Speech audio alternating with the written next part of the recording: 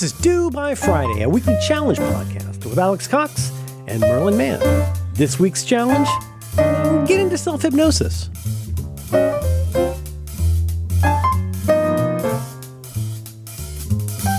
Hello, beep boop. Why do you sound stressed out? You okay? Do you want the honest answer to No, I'm sorry. Okay, I was trying to be subtle about it. I just want you to sound normal. I'm sorry. I should have put that differently. Normal. 3, 2, hey, sound normal. Hello. It sounds like the beginning of every call with my mother. Hello. Hello. All right. I briefly had a metaphorical frog and then in my 90 throat. minutes later, it's all about all the customer service problems she's had because no one speaks English. That's part of it anyway. Also, they just don't respect her. Hello. So you know you're about 90 seconds away from complaining about the Mexicans who fix her pipes. And they are all Mexicans now. I didn't know that. It's true. It's really homogenous. Oh. I wouldn't say that. There's a lot of heterodox opinion about homogeneity. Big Dark Nemesis, Parthen. Okay. Say Big more Dark about Nemesis, Parthenogenesis. Everybody's happy and the dead come home. What are you talking about? What do you mean? Parthenogenesis. That's when you can make your own baby by yourself. Baby by yourself. Maybe, baby, I'll have you if I'm the baby I gave birth to. Maybe, baby, I'm an Ouroboros giving birth. Whoa, what does that look like? Whoa. Okay, we gotta start. I was listening so hard to you, trying to be like, okay, maybe I know the song, maybe I'll know the reference. Oh, it's a Buddy Holly song. Don't worry, it's a Buddy Holly song, yeah. You like David Bowie, a Buddy Holly song. Okay. No, I didn't. I sang like Shriekback. Okay. I don't know who that is. Well, they sang a song called Nemesis about Parthenogenesis. Everybody's happy and the dead come home. Fake goth. I was never a goth. I know that makes you even more fake. I hate my hometown. I love my hometown. Don't fueled by peg Florida me. ramen. Don't peg. Peg.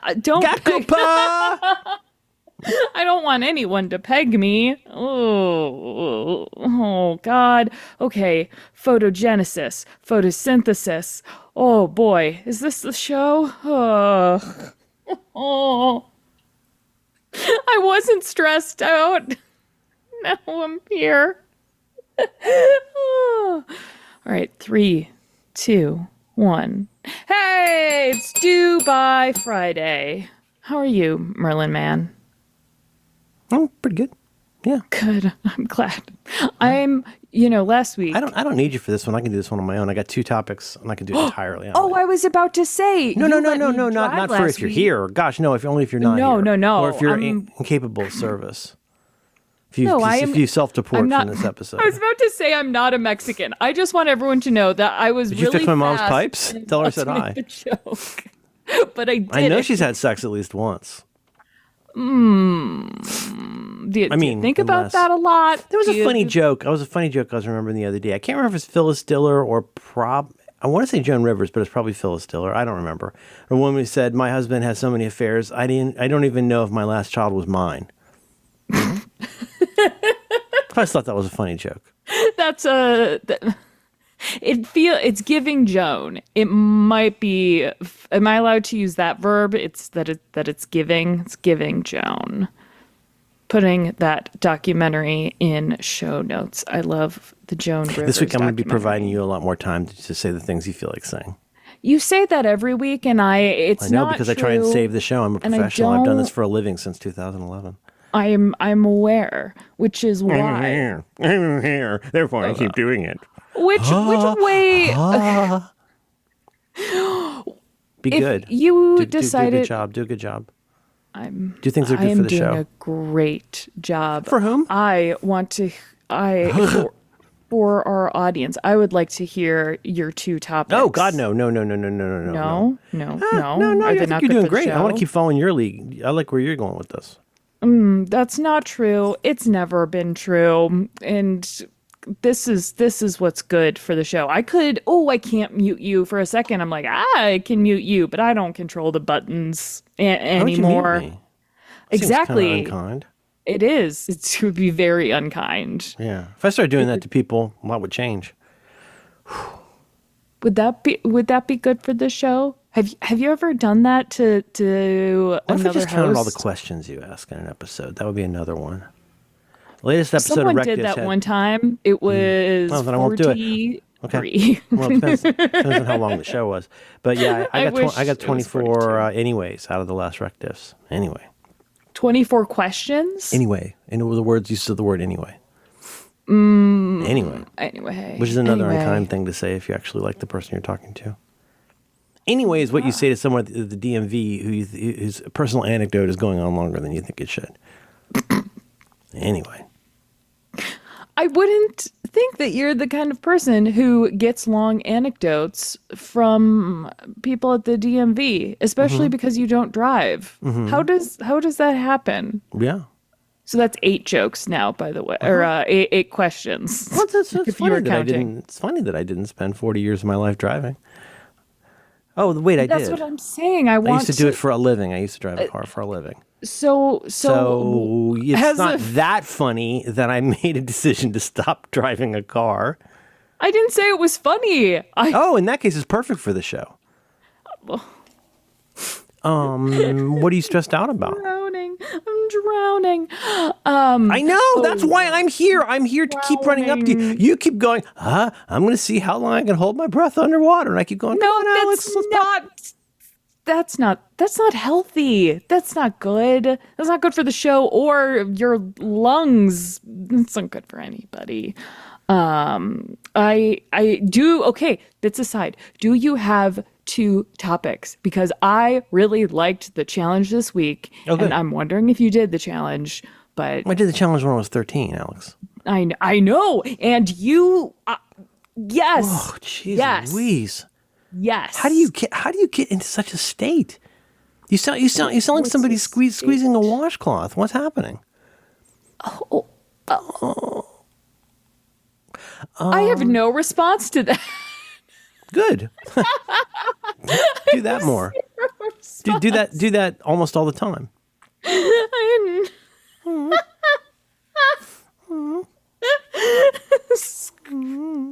want a washcloth. I want to know what it sounds like. This would be a good Taskmaster situation. See, Okay.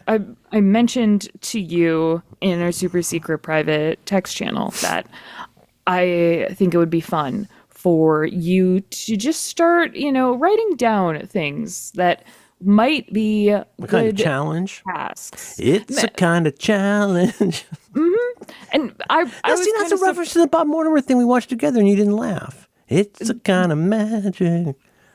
Remember he does the magic act? He holds up the hoop and he has the... Why does he put the thing in the... He puts the thing... Because that's the magic act is that an egg goes into a lady's purse and then a little stuffed chick comes out. That's the magic. It's a kind of magic. The chicken in the little magic. container is something... Since last week, I haven't stopped thinking about chickens. Literally once a day, I have talked about chickens. I think most people think about chickens once a day. I think most people do, but they don't realize it. It's Because of their like flat chicken brains. adjacent. No. They're smart. They're smart, Compared to not like what? people say. Chickens are smart compared to what? Other birds except corvids, they take the cake. I'm like the metaphor. For bird No, cake. I was thinking about the challenge last few days and just jotting some ideas down. No, it's no, because it's it's not a topic. It's just a thought that I was just thinking. But it would require you to have heard Monday's Roderick on the Line. So it would be kind of It's a lot to funny explain. because if you were to look at the challenge spreadsheet, I'm not opening loved- documents I don't need, Alex. I didn't tell you to. I was just saying that if you had Well, I just said looked it's so at that, snarky. You said it like a fucking cop. I didn't. Did I say it like a cop, If you check or on did the booking I? sheet, you'd see the ta-ta-ta-ta. I wonder what a cop would sound like if they were squeezing out a washcloth. Lots of things to think about. Lots of things to think about. I think it'd be great if you did a quick recap of this week's Roderick on the Line and a new thought technology that I unintentionally or have been trying to implement, and you gave That's not what it's a about. better what's not okay. You want something else. Want something else. Don't want my non-washcloth voice. You're close on like, well, you're not that close, but you're kind of close on like 5 different things. It's one other things, and that wasn't the thing. No, it's just interesting. It's interesting to me because John Roderick and I think obsess over different things. Like, even if we chose to, I'm not sure we could obsess over the same kinds of things just because we're not wired that way. And I think that's part of what makes the show interesting, I think, is, we're different. But I don't know if I'm using this term correctly, but I was talking about the way I feel like my memory works.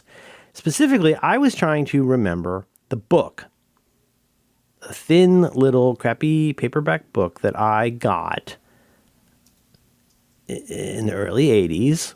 And that introduced me to self-hypnosis. I'm being general about this because this is how you approach a problem like this.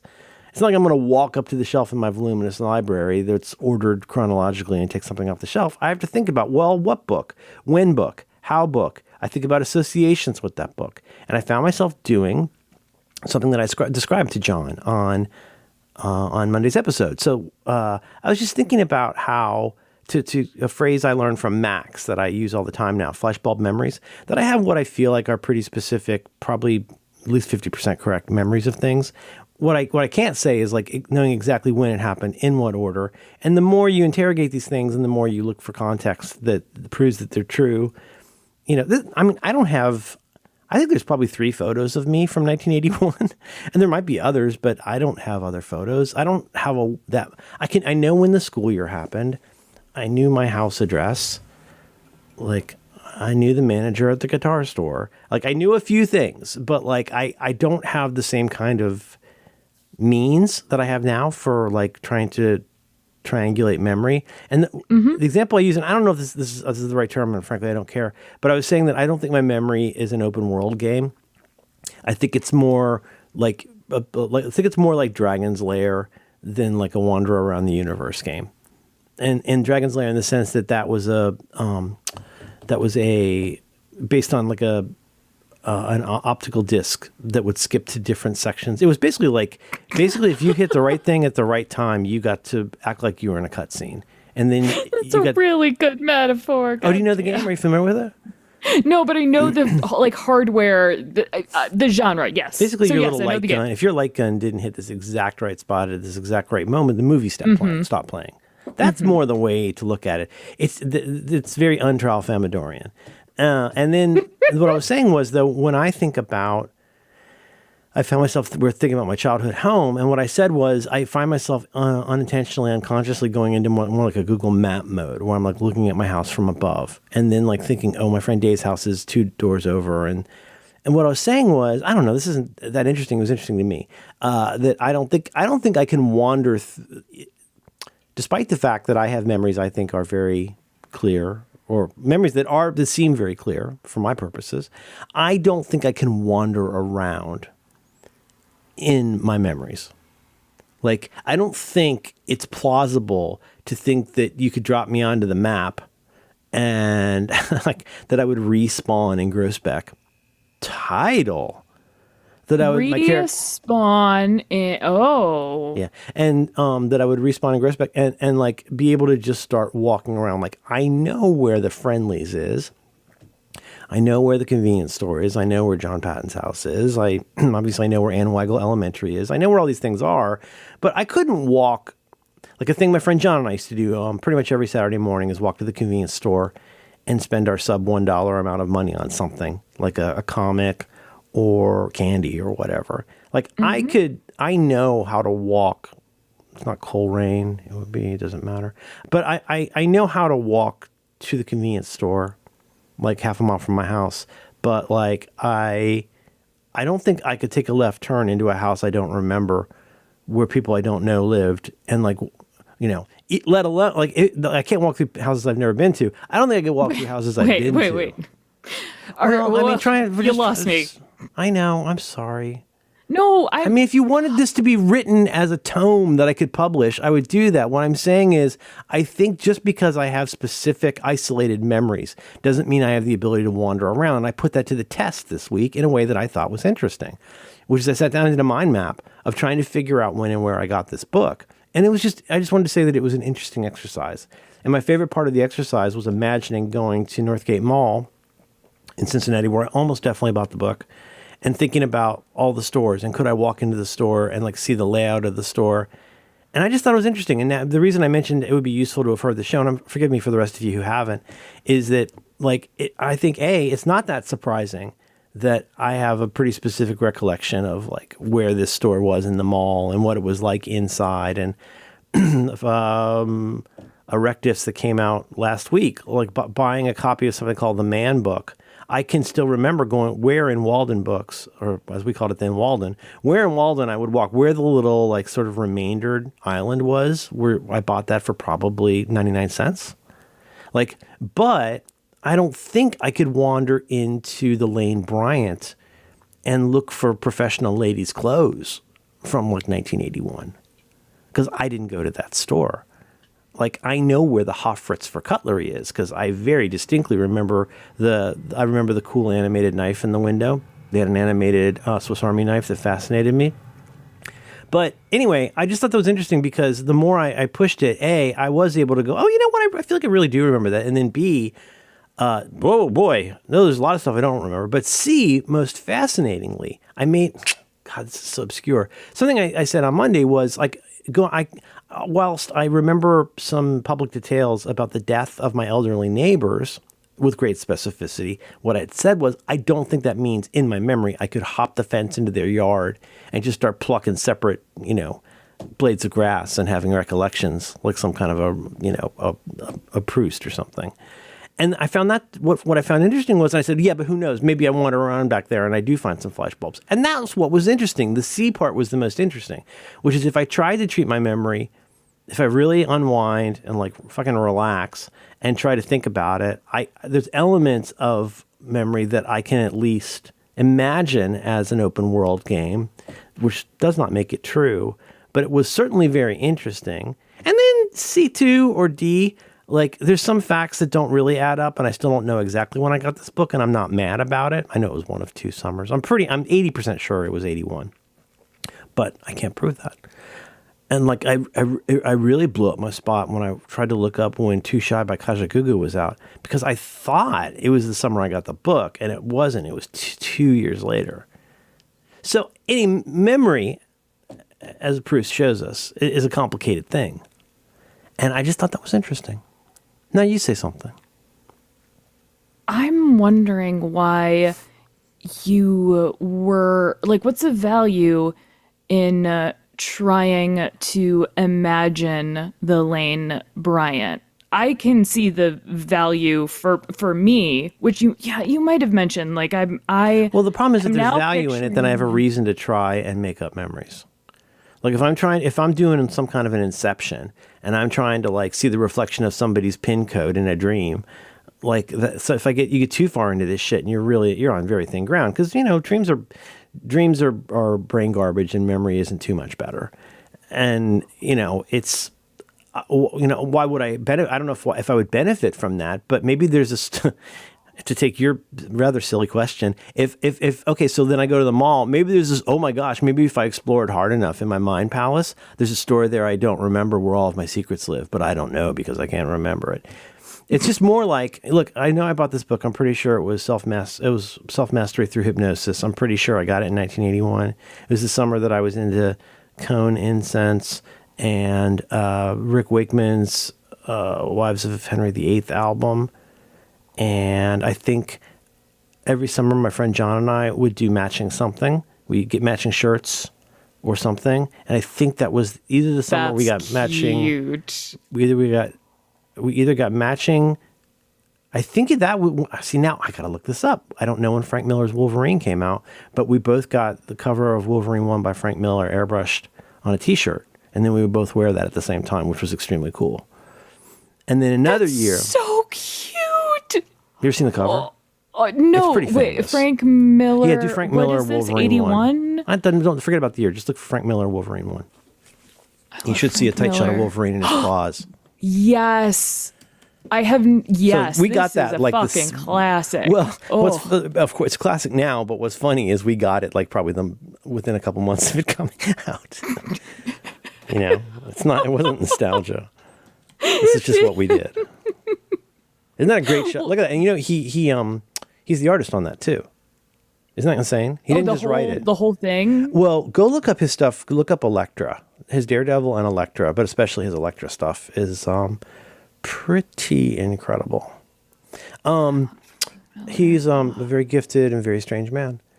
Which is why I don't use the word love lightly. I love his work and the weird themes throughout it. And I have never seen his Elektra. John Frank Miller. Oh no, let me guess. Spoiler?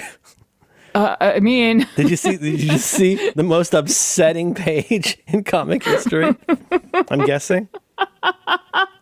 Whoops! Should have warned you about that. well, it is actually a truly outstanding page, because also the way that he did his panels, I think, was really special. Jack Kirby, he didn't invent the action look of comics, but like Jack Kirby brought a whole new look to like, how could you make a white guy coming at you with fists look cool? But like he did that with Captain America. And I think the dynamism this is, wow, sorry, I am never ejaculating again.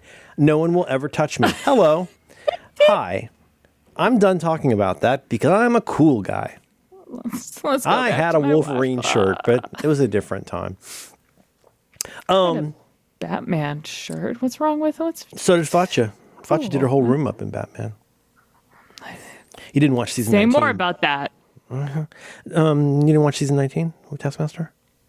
No. Fatcha Al Ghori? Wait, is that the most recent one? Yeah, it is.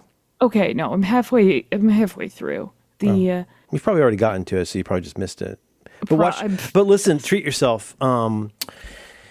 Here's my prescription. Watch, if you enjoy it, if one enjoys it, including you, you're one. Yes, Season 19 Taskmaster is very, very good and just delightful. Especially, I would say especially if you like Taskmaster, I think it's a lot of fun. Well, some people didn't like it because it's a little bit more untraditionalized. A couple people pointed out it didn't have the usual old comedian on it that always makes it fun and balances things. But anyway. Hi,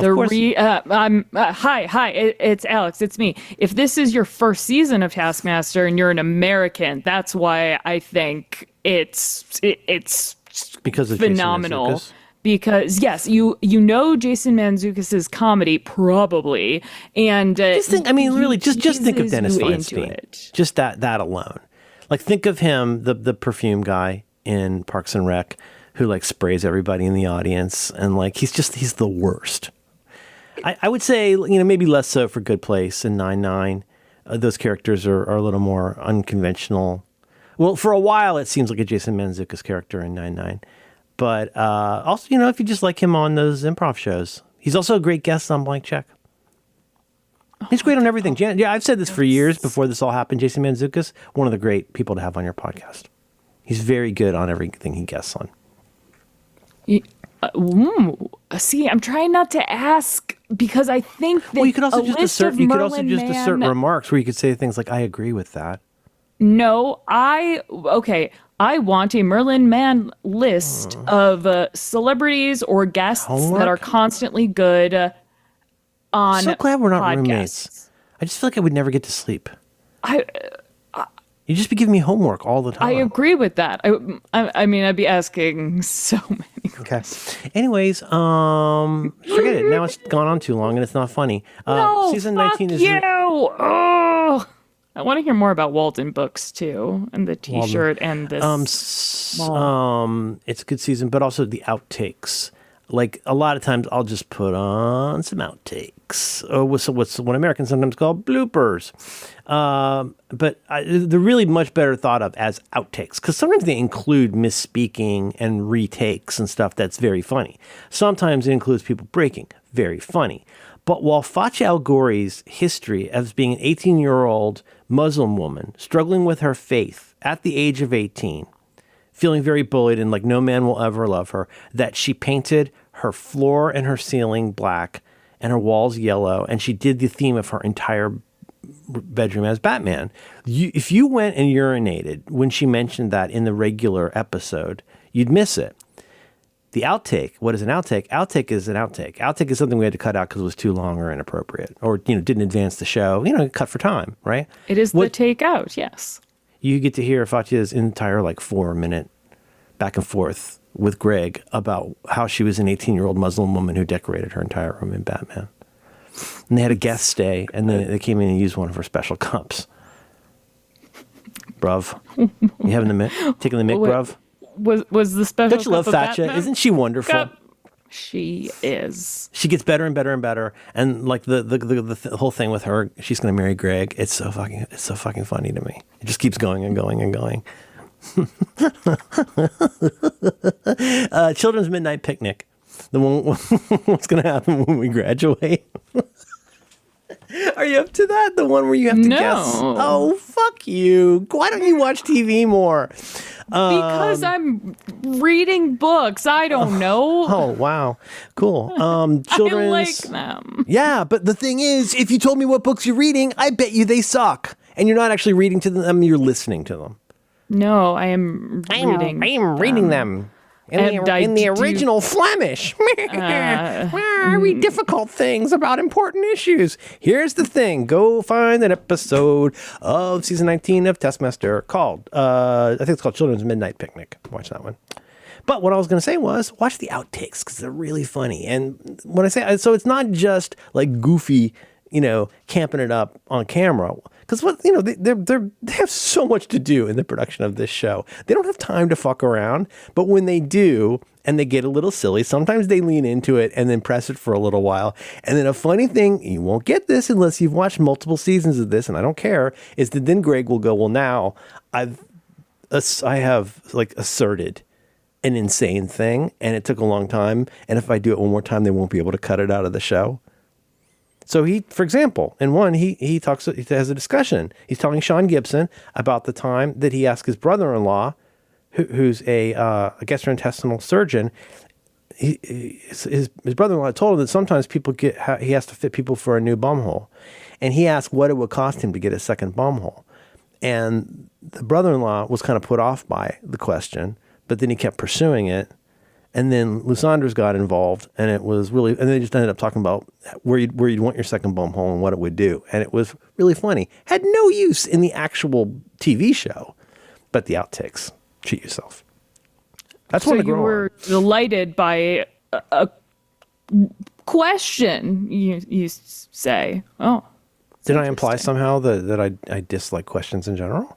No, just my questions in general. I wouldn't even say that. I'd say it's much worse than that. I think what I dislike is the way that you rarely take a breath to think about what has been said and then have an answer that would advance the topic. I disagree. I think I have a reflexive question that makes the person suddenly try to explore the thought they just had. Like, Merlin, why are you so... why? Or sometimes you haven't really thought about it, and then it just kind of stops where we're going with it. Well, you're still figuring out what you think you need to say because your mind has started asking a question. Your mouth has started asking a question before your mind has really thought about what it is you care about. All right, let's wait. Say more about that. Form a question. All right, let's think about this. All right.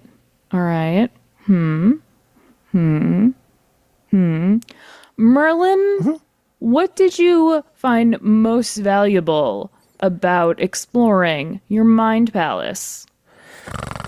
It's the same question I immediately I didn't get anything super valuable out of it, but I noticed things that I think are interesting. Right? So like that's it's kind of the classic version of travel. Like, why do we travel? Like, do we travel to be somewhere different? Do we travel to go somewhere different? Or do we travel to be somewhere or to like become someone different? And different people travel for different reasons. I like being different places. I don't like going different places, which makes travel difficult for me. And yet, I learn things about travel, even though I rarely have any interest in where we're going. I definitely do not want to be going there. I'm perfectly happy with how I am. And fourth and most saliently, I'm really happy with my life in general. I don't need a break from my life. My life is what I have and what I like. And being away from it for a week doesn't make me feel better. Like, that's weird. Like, I mean, I don't go somewhere and like get my hair braided and buy a funny shirt and act like I'm different. Like, if you're not already trying to anyway, whatever. It's a different topic. But I learned things. And in that similar way, yeah, I thought it was interesting. And I did think about our mall. And I just also, like, I'm starting to accept that I'm not as hung up on certain kinds of things as other people. Which is not that important to say, except that I also then consequently realized how many other people are hung up about that thing. And that's helping me find peace to say, like, well, it's okay that we get hung up about different things. And if you're hung up about something that I'm not hung up about, and just because everybody agrees with you, not you, but people, well, they're just going to have to get okay with the fact that I don't care as much as they do. And my not caring, worst of all, has nothing to do with them. I don't care about certain things irrespective of other people, which I think is the greatest gift that I can give to the world. There's nobody out there who needs to worry if I'm fretting about how they are by me speculating about how they should be. I don't do a lot of that. And I wish other people wouldn't as well. I think, well, at the very least, I can almost assure you that people, if they experimented with that concept, would find themselves a lot happier or a lot less stressed out or certainly a little less angry. There's no way you could be any more angry, most of you. And so it helps to kind of like, take that down about 5%. You know what I'm saying? Called. Well, yeah, but I did it in the style of Letterkenny, so I was cheating a little bit. The challenge this week was to get into self-hypnosis. Get into? I thought it was hypnotize yourself. That's a way. Hey, Alex, what would you like the challenge for this week? I would like the challenge this week to be hypnotize yourself. The challenge this week was to hypnotize yourself. How'd it go? Yes. Way better than I thought. In a way that don't laugh at me. Don't laugh. Don't act as if I don't think I'm gonna know. I already know what you're going to say. What am I going to say? We're going to talk about the things that scared you and made you mad. What do you think scared me and made me mad? There's absolutely no need to ask a question there. I'm just predicting that, knowing you, there was something about the self-hypnosis challenge that scared you. And I'll bet there were times where you were scared to do it, and I bet the result of it working out was it wasn't as scary as you thought. Huh. It's okay. It's just a guess. I don't need to be right. That's what makes me different from the rest of you. You've lost, once I no longer care if you think I'm right, you've lost your power over me, people. What if I don't care that you think I'm a hypocrite? What happens then? What happens then? What will you have left?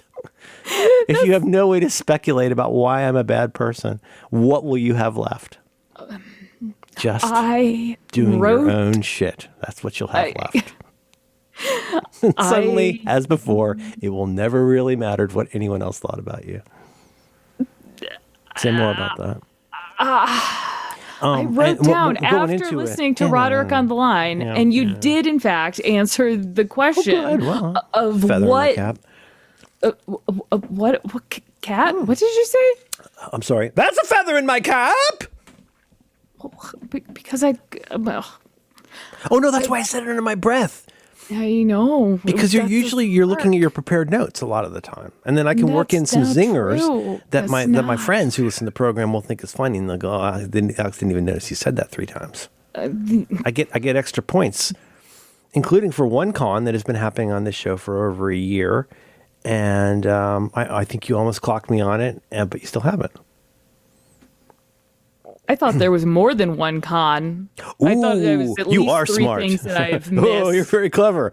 No, So there's going at into least this, 3 things I missed okay, every so week. the challenge this week was to hypnotize yourself. I'm hypnotized. Mm-hmm. That used to be a very funny bit on Letterman. I don't know how it started, when it started. Maybe it started with some kind of a visual gag, something dumb on screen, something lo-fi. This is circa 84, 5, 6. But Letterman would just stare dead into the camera, make his eyes real buggy, and he would go, "I've been hypnotized." And it was really, really funny. So every time I hear the word hypnotized now, I think of David Letterman saying, "I've been hypnotized." I've been hypnotized. So how'd it go? So tell me what you did. Men. No, that's okay. Tell me how it went. I want to put it in notes. I found the clip. Hooray. Really? First, No shit. yeah. Is it Don Giller? Tell me it's Don Giller. I don't know who that is, or Okay, never mind. It's just a 40. Right when it gets interesting, change to the other thing. Then when that gets interesting, change to another thing. And you can still make sure the show won't move forward. You can keep it dead in the water. You could raise it up or raise it down. You could even hit the ground, make it your beloved son or daughter. Throw it out because it's gay. I was... All right. Instead of answering the other question, I will answer your question. Answer whatever you want, Alex. I'm sorry. I'll go back. I'm sorry. I promised I'd give you this mode, and now it's 11:21. no. Ready? When I was ready, I throw this switch. Pump up the volume. Pump up the volume. Pump up the volume. Dance. Dance. Doom, doom, doom, doom, doom, ba-doo, ba-doo. Because the guy says the sample goes, when I was ready, I throw this switch. That's the paid in full. That's one of the paid in full remixes by Eric B. and Rakim. Rakim is say, stage is a cage, the mic is a... would you like some more rapping this week? Well, this is the interesting part. I don't want to move forward. I'm the one who said, just grab them in the biscuits. I guess it's obvious. I also like to write. This is my name. Yeah, Humpty Hump's my name. That's Humpty Hump, a.k.a. I know. I know it's Humpty Hump. No, I know of Humpty Hump as of last week, and I don't like the voice. You will be.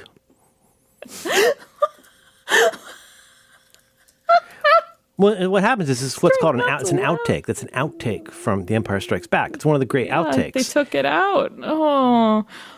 So the puppet Yoda being manipulated by Frank. Well, forget it. You don't get it then. Now you're going to have to go watch the documentary like a fucking because person. I said, and then I don't get it. I'll say, did you watch it? And interpreted that as sarcastic. And then later on, I'll mention it again. You won't remember you watched it. And then I'll get 2 points with my friends who listen to the show. My friend, John, my friend.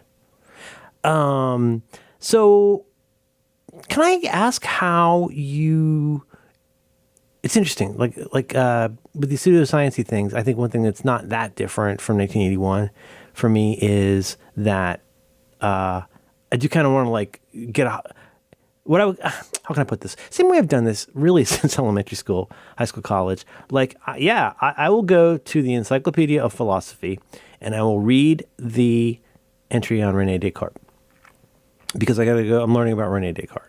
Like, now, is that going to be a good basis for writing papers and whatnot? Not really, but it does the thing that, to me, Wikipedia does today, or ChatGPT does today, which is like, gives me some kind of like a footing somewhere, right?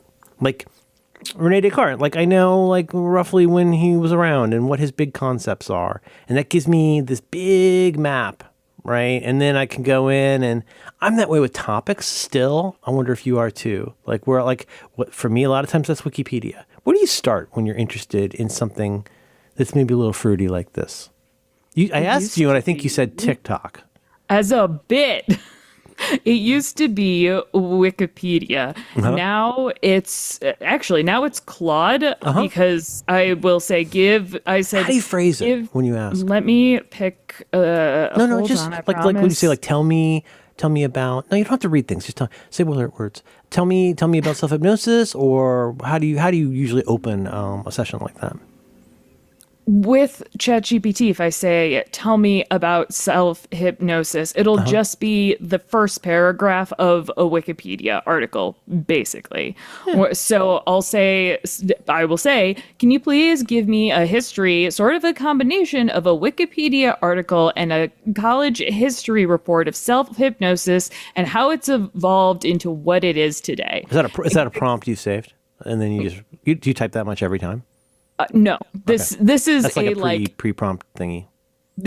And I said, make sure to give examples of key players and influencers, notable events, and various techniques. As always, please cite sources and provide links whenever possible. So, then I basically get a Wikipedia article of exactly what I want and, set links to what I want. And because you always because you do it the same way, I mean, there are benefits to style guides, whether that's in an encyclopedia or Wikipedia or whatever. It's something beneficial if you always ask the same kind of question, generally the same kind of way.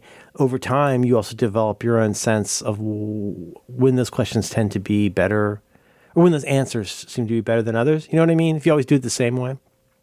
Yeah, yes, but as I learned this week, when a model changes and you have that sort of style guide of how you ask something, and not just you ask something, but sort of the degrees of how you ask it, like that's that's really long. And not if I got too specific, it would have been shitty. And if I had been less specific, it would have, like I said, been just a really short generic thing. However, if you go from something like ChatGPT 4.0 to 5, suddenly it's out the window. It's completely unpredictable. So what kind of answer did you get? Were you satisfied with where it was taking you? No, it was a big jumble of... How did you start learning about self-hypnosis, Alex? I asked then Claude that oh my gave me fucking God, better... Alex. What? Let's talk about self-hypnosis. I know. Well, you're asking how I... No, I'm not. I'm trying to make it sound like it's connected to what you've been saying. Let's talk about self-hypnosis.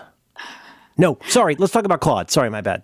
The reason that I wanted a history is because how I started was the self-hypnosis tape that you gave me a while back, which I think is what you were talking about from the book in the 1980s that you were trying to get. Is that the one that included the tape about... No. Okay, that is where I started. The self-hypnosis tape that I listen to probably once a month that talks about... going it will give you self-confidence if you sleep through it because your body is filled with orange magnets that will once a month, huh? Will around what it helps me sleep because no, but this is so fucking not what it said. You're doing this like refrigerator poetry. That's the orange magnets while you sleep is not what it's about. It for the first time I listened to the entire thing. It gets weird. There's at the end he asked ladies to send their socks to him. Yeah, it got. He talks real quiet. And but I noticed. Now you find yourself putting your socks in an envelope and mailing them to the doctor. Oh God. So with pseudo-y, science-y things like self-hypnosis, I kind of expected it to be pretty much mindfulness, and that's where I ended up finding all of the examples of self-hypnosis that were actually helpful for me. And by helpful, I mean it made me relaxed and in the moment. And then if it was like this practice will help you become more productive. It did, because I wanted to be productive. I did a what they call a hypnosis challenge that was basically mindfulness of find 3 objects around you that are round. Find 3 objects around you that are metal. Find 3 objects around you that are square. Find 3 objects around you that you find comforting. So it would be really specific, very grounding. And then really, right. honestly, what would actually was helpful was there something really specific, and then something like find three things Kind of like, again, that that's you kind of like find Michael comforting. McKean does in Better Call Saul when he's having a panic attack at the grocery store. Remember, like the lights are bright, the floor is green. Yes, but it's the like notice something really specific in your environment that And objectively is true. It kind of shortcuts your. I'm always saying this, but I don't know if it's accurate, but like your fast thinking brain. It's one of those numerous wonderful exercises, like saying nine instead of 10, that can short circuit your like the part of your brain that allows you to clump and that allows you to just fly over a ton of information so you can look for the latest thing to be freaked out about. And if you you encourage yourself to say, what, like without opening, here's one, without opening your eyes, think of the three things closest to you that include a part that's visibly round from where you're sitting. And like, now here's the thing. Don't forget about that. You don't have to answer that question for 30 seconds. Take 30 seconds to not think about that. And then in 30 seconds, I want you to consider thinking about what are the three objects closest to you right now that have a piece that's round. And those are so different. It doesn't sound different, but it's different. There's one of those that turns it into like a snipe hunt where you're out there fucking tearing ass as part of some kind of cruel scout prank. Cruel scout prank. That'd be a pretty name for a girl. Cruel scout prank. Well, the problem is cruel is good, scout is good. Because, Demi and Bruce, they had a kid named Scout. Their kids were named Rumor and Scout. Cruel Scout. Rumor, R-U-M-E-R. That's a tough name. Now, Scout's a cute name because it's from that book. Where they kill the mockingbird. Yes, I'm familiar. I like the name it's from Atticus. the infinitive. Okay, but like that's one of those weird things. And again, here we put up the usual like giant blinking warning sign. I'm gonna have that made actually. I'm gonna have a giant blinking warning sign made that says, none of this makes any sense if you're how you are right now. We're talking about internal worlds. We're talking about things that are just like part of my stipulation here. Anytime you try to talk about things that are emotional, mental, just any of the disordered, ordered, or however shit going on in your brain, like this is what makes us interesting, is how we spend the rest of our lives trying to take the things in our brain and share it with other people, and how we react when people share parts of their brain with us. That's how you're going to spend the rest of your life, whether you like it or not. You can have fun with that, or you can become a dick about it. But that's really what we're talking about. It's extremely difficult to talk about your interior worlds, especially if you're feeling self-conscious about people thinking you're some kind of a nut. Because at least the way I was raised, and I think a lot of the way of Christian Midwestern Americans were raised, was to like, this is very, I'm not saying this out of defensiveness, but out of necessity. Like it seems like I'm saying out of defensiveness. Well, I was always very much, I feel like, encouraged to not dwell on these kinds of things, internal, inward looking, inward turning things. I mean, at the very least, I should be probably just doing my fucking homework and doing good works or whatever. But it's for the same reason it's difficult, for a similar reason to why it's difficult for Alex and I to talk about this with one another and y'all. I think there's a similar root to the problem of why it's difficult to do things like self-hypnosis, relaxation, mindfulness, meditation, whatever you want to call any of that stuff. And then to talk about how it made you feel. It's for a lot of us that does not come naturally. And if y'all are honest, you'll admit that it doesn't come naturally for you. If it comes too naturally for you, you have weird friends and no one likes you. If it is too I want to talk to you if that's easy for you. That's move to California. Okay. Fair. Okay. So no. Yeah, you claim to like at one point anyway. Actually, at 5 times you've claimed to like Chris Fleming, but Chris Fleming has a line that I like a lot where he says, "The people that you want to be poly are never the ones who are poly." Now, in the same way, I once said to my friend Adam, I said, Adam, you're always thinking about naked ladies. I don't think you're thinking about what naked ladies actually look like actual naked ladies, like as in like old ladies who are naked. That's pretty different from what you see in your brain. And your notion of a person who wants to talk all day about their interior world,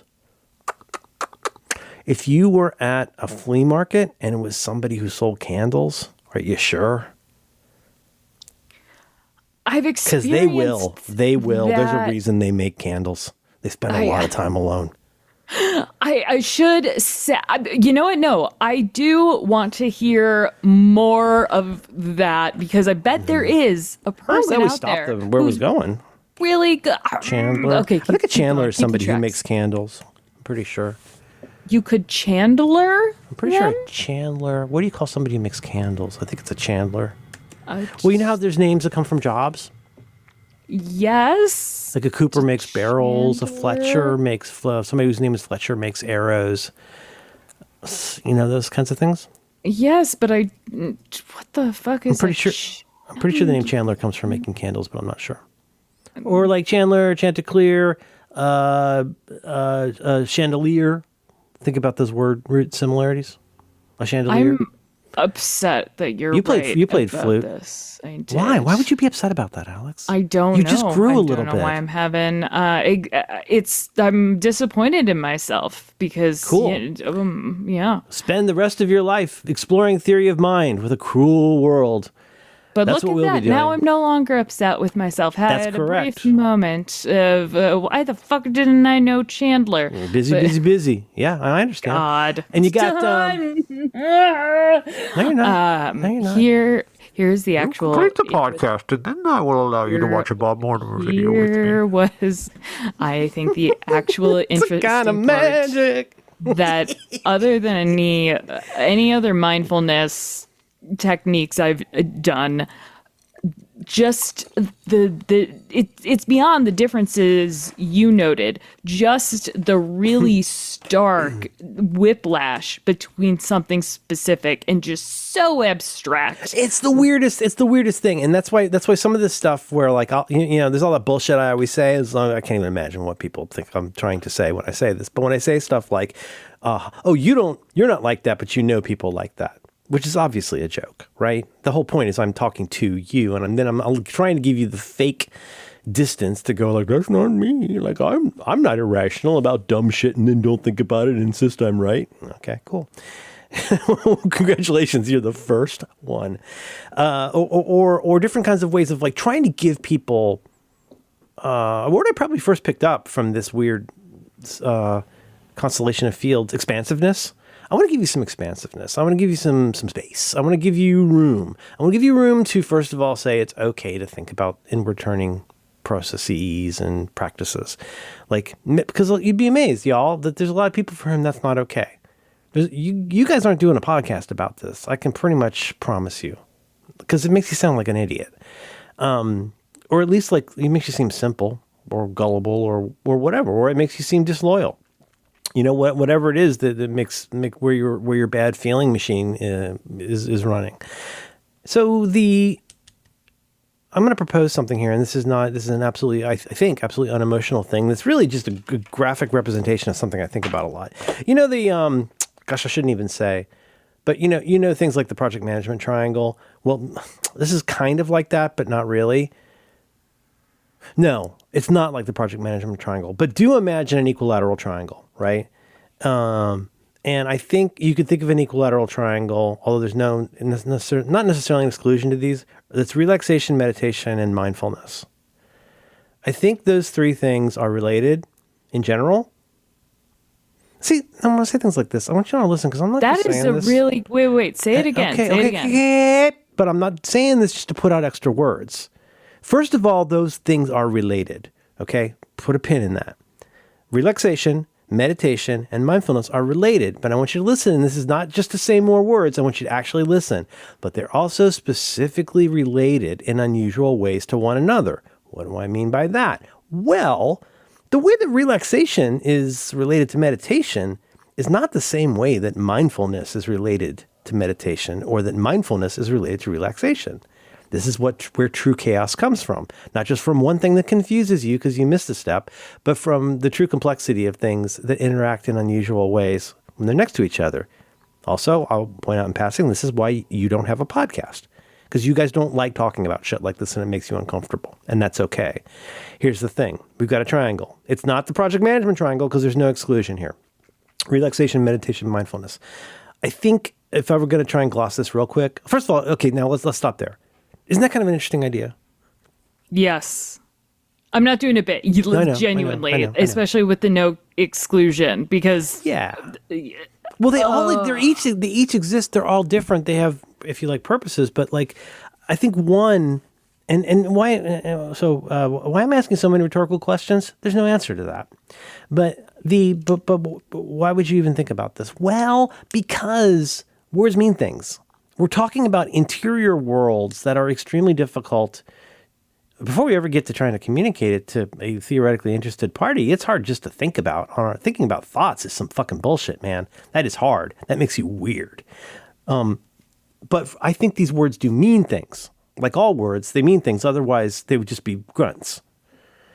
And that's why they would be me words. It's instructive to try and use them in the way that you mean.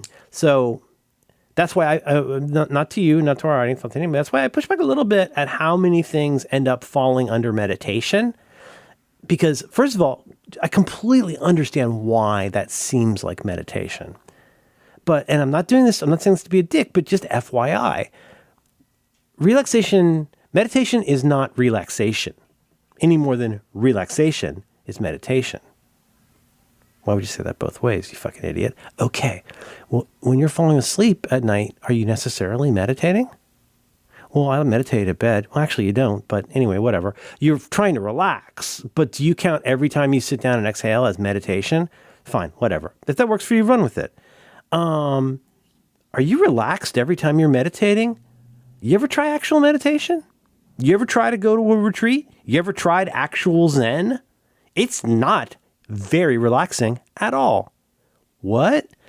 That's right. When y'all say Zen, like Zen is one of the most difficult and like mentally, physically taxing things that you can do. Because mindfulness meditation is there's all different kinds of meditation. I'm not saying that to sound like I know things. I'm saying that B, because you also don't know things and you'll get in your own way if you mistake them for each other. Now, here's where some of the confusion comes from.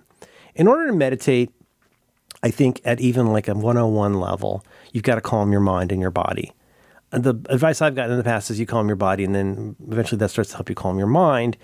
And but let's even say you're doing mindfulness meditation. Look, let's say there's like a more classic kind of meditation where you like focus on a bowl or a flame or whatever.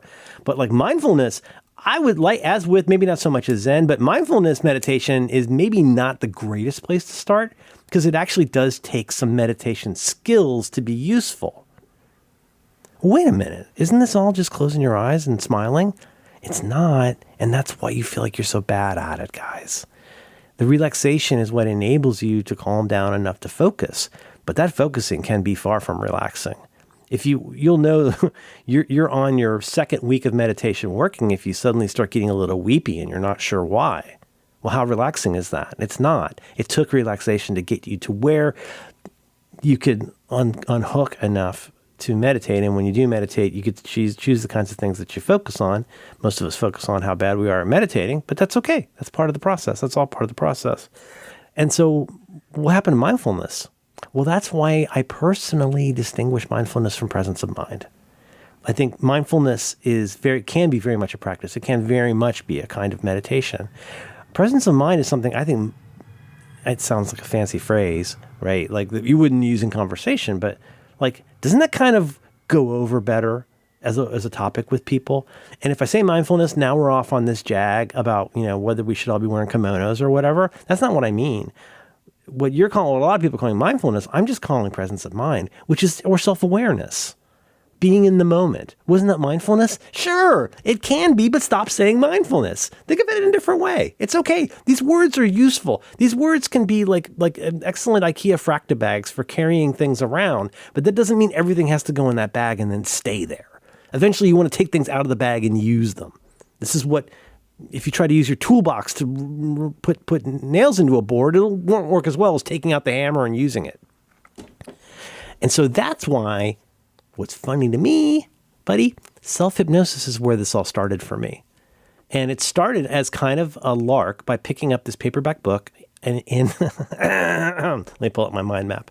I'm pretty sure, Alex, you would not believe the mind map I chose to come up with to figure this out, to exclude 1982. Because 1982 is when John came to Florida. My best friend John came to Florida. 1982 is when John and I took a bus. We took a 26-hour Greyhound bus ride from Cincinnati to Tampa or Clearwater. 26. So that would be a 14-year-old and a 16-year-old took a 26-hour bus ride. It's the first time I can recall a man checking out my dick. Was on that trip. He had a headband. Now see, we were at a bus stop, a rest, whatever. You stop and you get out and you get some food and you spend a penny. And a guy in what I remember to be, he looked kind of like the Know What I Mean Vern guy, Ernest. He was statuesque. He was a hippie guy. He definitely presented as gay, and he had like an Indian headband. And I was urinating, and he's tall. He's a tall fella. He sidled up to the urinal on my right. I feel like, wait, Tom Hulse was on my right. Were you in the corner? Tom Hulse was on my right. He might have been on my left. And he looked over the divider with, really, very calm. There was dividers, and he still did it. Oh, sorry, I'm back in the map. He looked down at where I was. My penis was urinating. Well, it was in the process. Not all mindfulness is penis. Read a book. And he looked down at my penis and lingered eye-wise there, and then slowly his eyes came up and made contact with me. My penis is in my hands, and I'm urinating the whole time. He looked at my penis, and then he looked up in my eyes. Oh. And his expression didn't change the entire time. So I finished what I was doing there. You know what? I'm going to be honest. Wait, were you 14? You were 14. There's no way. No, I wasn't. Don't worry. It wasn't traumatic. It was whatever. It was just something that happens. But like I didn't even wash my hands because who would? What the hell? Nobody washed their hands back then. And I think I actually said to John as we hurried to get back on the bus, it's like I think a guy just looked at my penis. Well, that's pretty weird. I was like, yeah, I'm really glad that's over. Anyways. Not traumatic to Wolverine Wolverine in Japan. It's a very interesting setting. And so, but how about that right there? Now, here's the question. Now, I don't know how much that's true. Put differently, I don't know how much of that is historically accurate. For the first of many times this week, I will break your heart by saying, I don't care. That's the memory I got. Now, here's the question. Is it an open world? Could I U-turn out of that bathroom instead of going left to go meet John by the bus? Could I have gone right back into the place? Can I open up a Time magazine on the stand and see what's on page 64? Like, I don't think I could because I didn't do that. And if I had done that, I still wouldn't remember that. And that's why the funny thing I said to John was the fact that these memories are so isolated is what makes me think they're isolated. They're isolated from one another, and I think they're isolated in some ways from where they happened. I think I fill in the open world map, whether that's a Greyhound station or Groesbeck, Cincinnati, Ohio. You know what I mean? Anyway, that's part of what I thought would be fun to talk about. I just thought that was kind of interesting, is how our memory works. And I'm pretty sure it was 1981. And so that would make it the summer of incense, the summer of Rick Wakeman. There's two parts that are not adding up. One is I remember some very D&D heavy stuff happening, but I'm pretty sure this is when I was still making fun of D&D. But there's no way that's right. It's got to be a D&D time. And this is also the summer of One Adult for Blade Runner. Have you ever heard that anecdote? No. Okay, so me, John Patton, John Larsgaard, and their friend Charles, all of whom are 16 to 18, and I'm 14. We roll up to the Tri-County Mall, or whatever, probably Tri-County, and go up and they get their tickets. Then I walk up to the window and I say, "One adult for Blade Runner." Because when you're an adult, you remember how you buy movie tickets when you're an adult. You always mention that you're an adult. Yep. That's like when an alien goes, "I would like some of your human food." I mean food. It's a real giveaway. You know what I mean? I'm gonna ask what Roderick did on Monday. Did you hit puberty early or late, Merlin? What? You know this? I know, but if someone didn't listen to the 14. show, I was 14, yeah. and these guys were, like I say, 16 to 18. John Larsgaard, that's the guy with the 64 and a half Mustang with pony interior. He was closer to, like, he had like dropped out of high school and was older and was kind of a little bit. He was an aspiring hood, you know, and was only listened to 50s music. So I was well and truly young, but no, and I was a late pubescent. No, wait, no, here's another question. This is important to the story, but I do want to. But also hang on. So when did I start producing semen? I think that was March. You said in 8th grade you could produce semen. I know, and now I'm trying to. In my head. Why? Can you guess why, Alex? I mean, I'm trying to figure out what the tried chronology is. Yeah. I was watching soap. I was very into the White Album. And I think it was March. Watching soap. Okay. Soap. White Album. March. You've never heard of soap? No, that's why I'm typing it in. That'll be funny. No, that's okay. It'll be funny. And I am done talking about that. Thank you, everybody, for tuning in. God. Everything that's happened in terms of all of the triangles has a weird genesis in picking up a paperback book that I'm pretty sure was called Self-Mastery Through Hypnosis. Something like that. I was not able to put my hand even to like a PDF of it. And the covers I found were not the cover I expected, but it was just in the service of saying, how long? So long. 1981. The tape you were, to your earlier question, the questions are written down for me. And the self-hypnosis tape came from the Wagon Wheel Flea Market in Pinellas Park, Florida, in probably girlfriend, junior, senior, junior, 83 or 4. 83, probably 83, probably. I picked up the, what is it called? It's called the topic is self-confidence, but the brand name of the series is called, I think it's called Unlimited Potential, Unlimited Potential is the brand, the company, that guy. And then I think it's called, was it self-hypnosis? Is that what it said? Self-hypnosis, how self-confidence, but self-hypnosis, right? The file you gave me was just Fluid, guided meditation, self-confidence, yes. Yeah. So that's been a long time. And I still continue, when I find a way to experience and enjoy the benefits of what began as self-hypnosis, relaxation things, like I still kind of like laugh a little bit that's where it all sort of started. And now one thing to say on number 30, I don't know, this is just an observation. Well, why do we keep saying self-hypnosis? Well, at least when I was a kid, all you ever heard about was hypnosis. And what's hypnosis? Hypnosis, another word for mesmerism, like the thing where you swing like you're Svengali and you like swing a pocket watch in front of somebody's eyes, or you show them like a spinny zigzag thing and you go, you're getting sleepy and now you're a chicken. And this is before all the stuff y'all know, like about hypnosis stuff. So I had never heard of anything. What the fuck is self-hypnosis? That's weird. That's like self-sex. That can't be a thing, right? but like, that's why you can produce semen. That's the need for that. Why I say self-hypnosis? Well, because that goofy idea of taking and I think also at that time, I'm sorry. I'm not sorry. I'm not sorry at all. This is context. It's vital. This is also a time where if you were to see somebody sitting in a chair with a professional getting hypnotized, I got 2 examples for you. What is the movie Sybil? Mm-hmm. Where, her in the big chair is how she was able to get this. You know what? Anybody else want to yell all together? What is the most famous hypnosis scene in 70s cinema? I'm just going to throw out The Exorcist. I think that's a pretty famous one. He hypnotizes her, and that's when we first meet the demon. Right? I'm pretty sure. Well, but it's not. It's where she first starts talking to Merrick about his mother. Wait, but it's not called hypnosis, is it? He's a psychiatrist. He is a PhD, and so I think so. Doesn't she go and visit him in his office?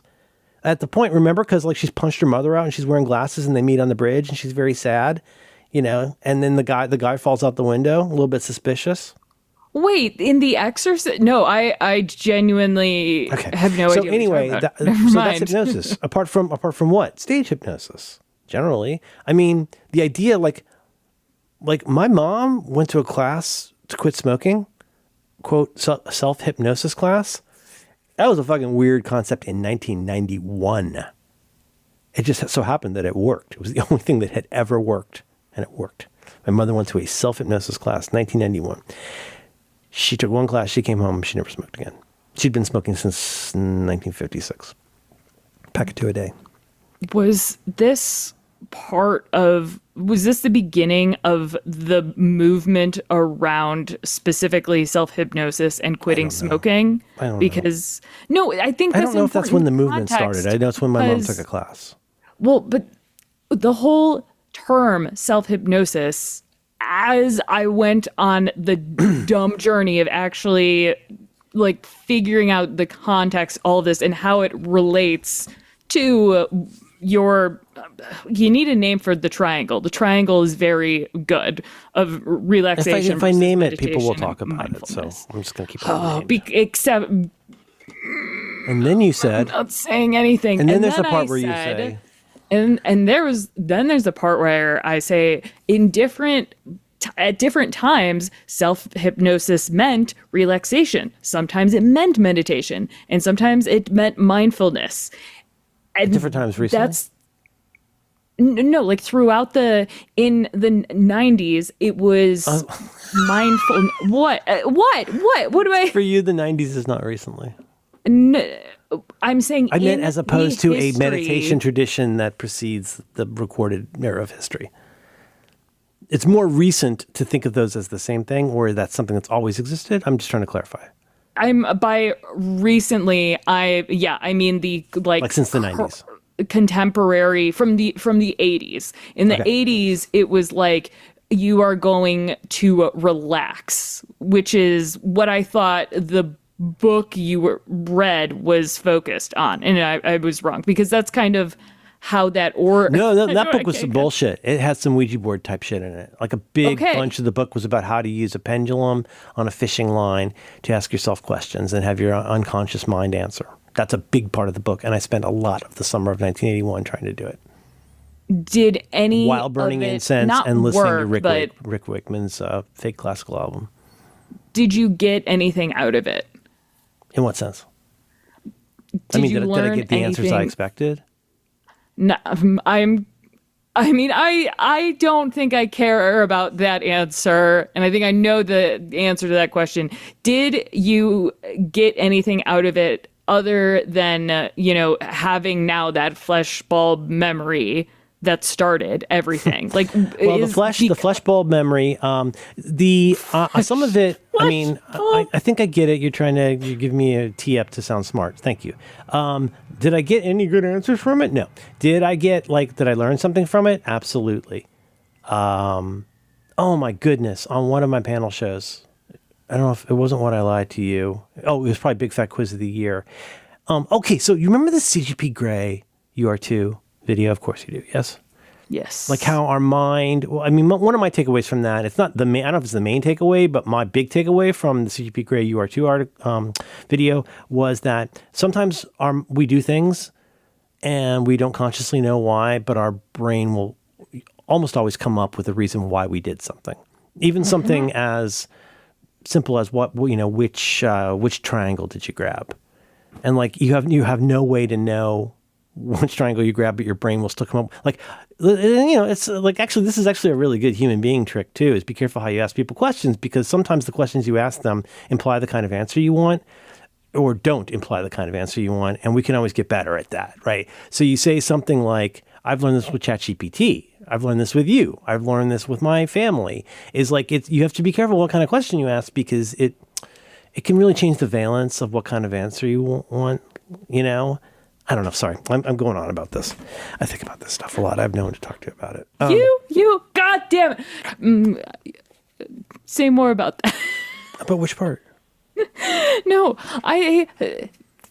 I sometimes don't know if it's a bit, whether you think people don't want to hear let's this. not talk about the meta parts of the show, and let's just talk about the things we're talking about. That's not a meta part, because the meta part is like, okay, you're going through the mind palace, and you have this single starting point, all right, and then I'll go. Okay.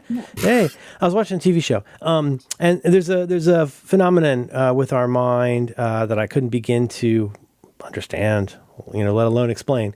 But there's things you can do with bifurcated mind, and like people whose corpus callosum has been cut, and all these kinds of crazy experiments, things that have happened with perception and memory, cognition, etc. Blah.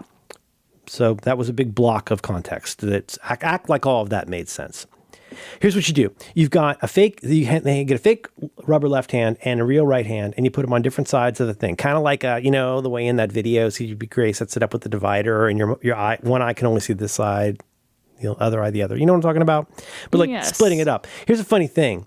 If somebody brushes your hand and your fake hand that you're looking at the same time, I'm only giving this as much explanation as is needed to elicit the fairly modest learnings you will receive from this. But if somebody's like gently rubbing a feather on both of your hands, well, one thing will start happening, which is you immediately go, well, yeah, I feel it on my hand. And I don't feel it on the hand that I don't have. That's not my hand, right? Your real hand that's attached to your body must be nice, can feel it. And the fake hand that you're looking at, you don't feel it. But you can already probably guess where this is going. And I watched this over and over and over in this episode, and it's mind-boggling to watch. Do it long enough, and you'll feel it in a hand that is not yours. A rubber hand sitting on the desk that somebody is rubbing, you will start to feel that feather in your left hand, even though that is not your left hand. Now, who knows? I bet that's not, I find that fucking fascinating, but I bet it's only fascinating on some kind of a fairly explainable perceptual level. I'm not going to look it up because I like having delight in my life. I like being happy and not knowing things. And yes, you can do both, and you should. Calm down. Isn't that... What was I saying about 1981? Oh God! You rub a hand. But the relaxation. You're criticizing me about how I present things. No, I What did I do wrong? asking how you were presenting things. Yeah. I'll try to find it. No, I won't. I'll say I will, but it's out there somewhere. What? Wait, find what? I can find CGP Grey. I can find the feather on the fake hand. I can. I have all of this already, including not the soap. I don't know what soap is. I'll tell you a funny thing though. Sitting there watching that, I thought that was really, really fun. No, honestly, it's probably, you have the skills to find this. It's probably Big Fat Quiz. And it's not, just so you know, it's not there's Big Fat Quiz of the Year, but there's Big Fat Quiz of the Decade, et cetera, et cetera. It's just Jimmy Carr and 6 people, and it's fucking hilarious. Anyway, go look for Big Fat Quiz and the feather thing. But and what's funny is, like, whilst watching that, while I was watching that, it wasn't that I felt the feather on my hand also, but I could really imagine it. Just watching them and seeing how they reacted. It was kind of like watching how a yawn can be contagious.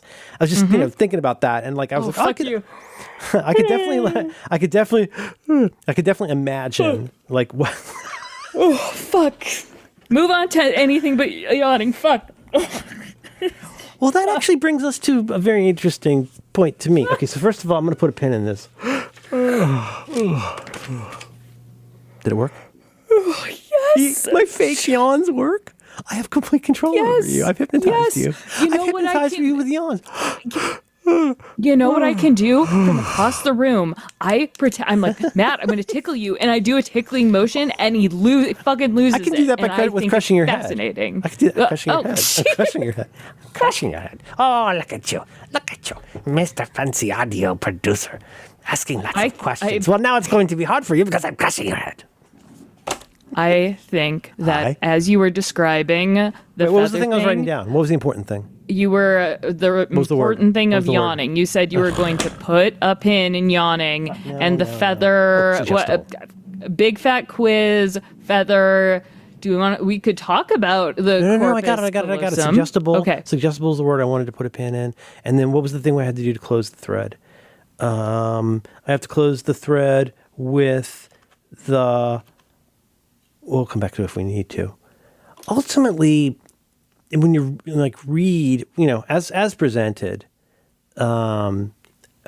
geez, I listen, never in a million years would I want to, with my modest skills, unintentionally undercut any pseudoscience, let alone something like self-hypnosis. So I'm not a pseudoscientist, but why are we doing this? Why are we doing self-hypnosis? Well, let's go back a step. Why are we doing hypnosis?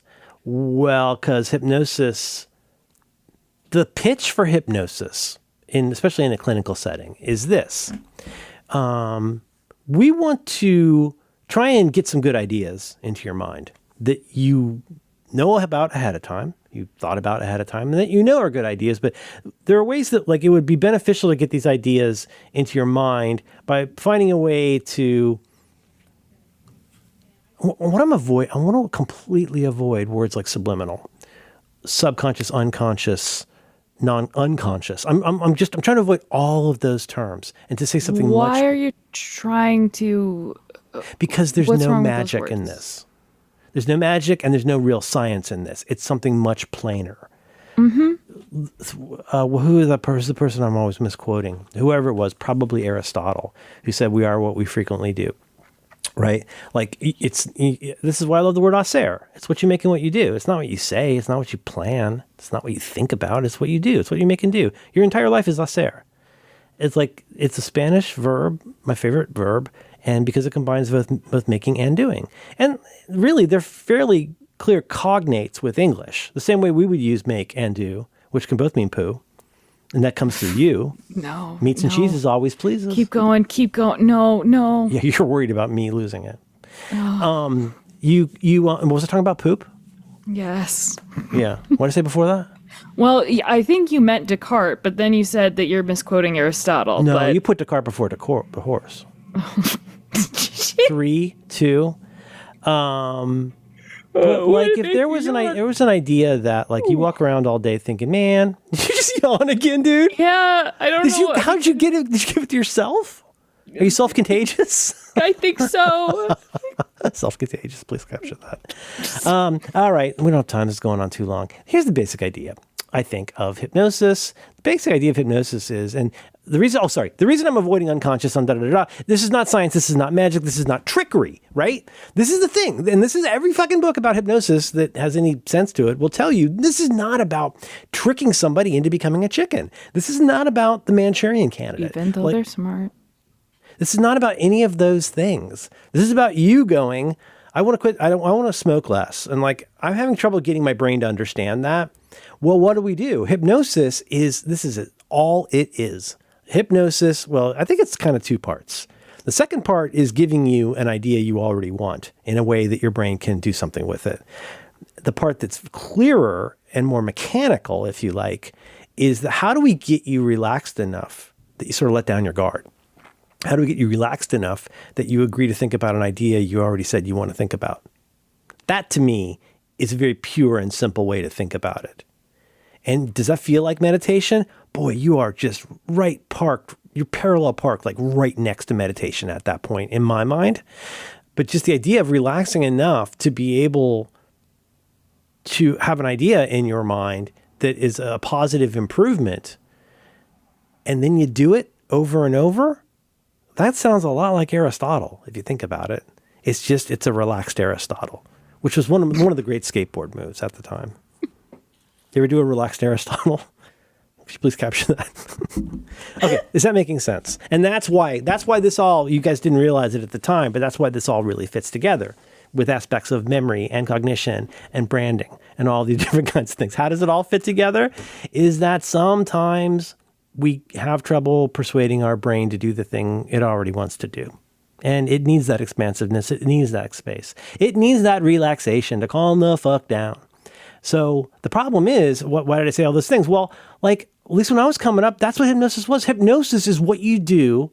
What you have a turban, which seems, I don't know why. You have a turban and a mustache, and no, go back and look. Go look at any, and you can look at mesmerism. It's based on a guy named Mesmer. That's like where it comes from.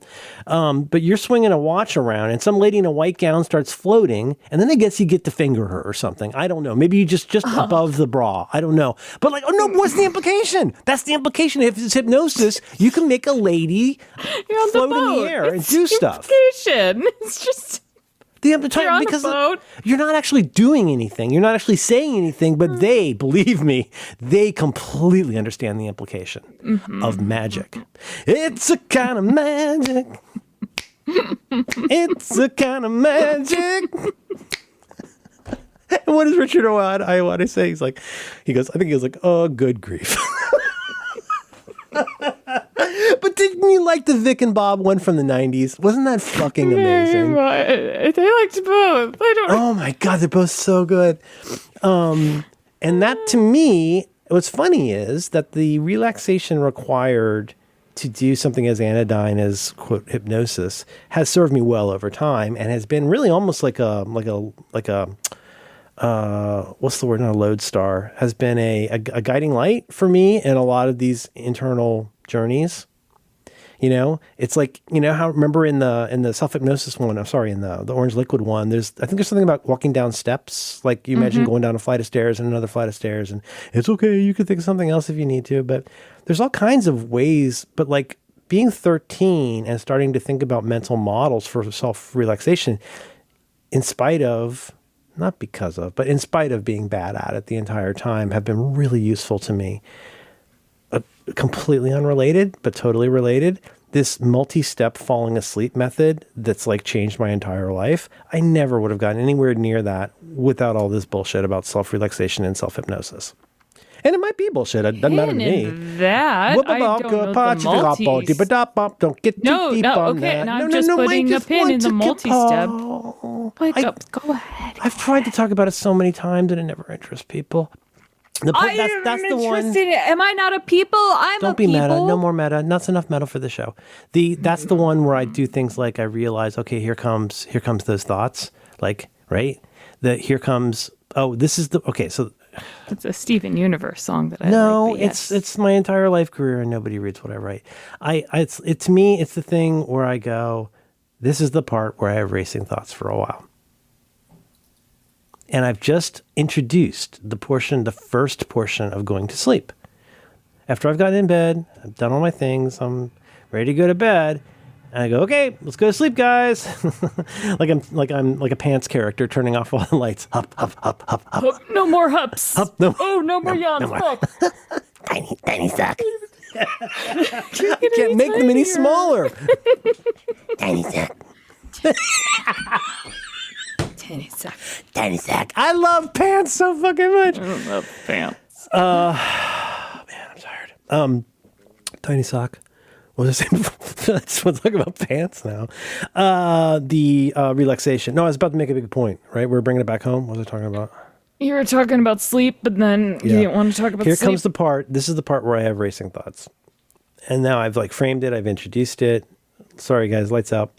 And then guess what happens? I start having racing thoughts. Well, that's okay. That's not a species-ending event. Those are the racing thoughts. Also, dude, was your hearing aid turned off? Did you not hear the part where the brain just announced a minute ago that here's the part where the racing thoughts come? We just told you that. There was an intertitle on screen that told you that.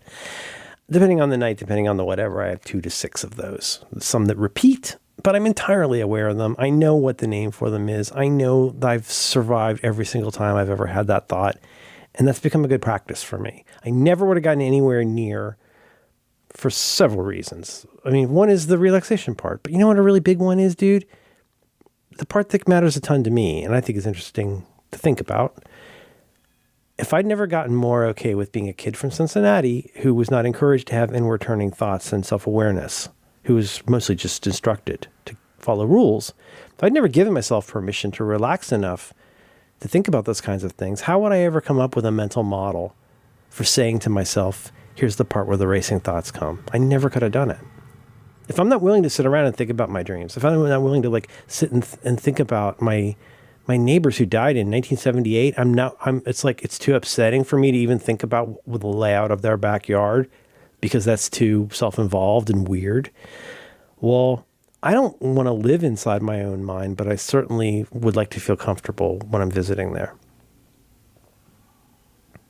Ding.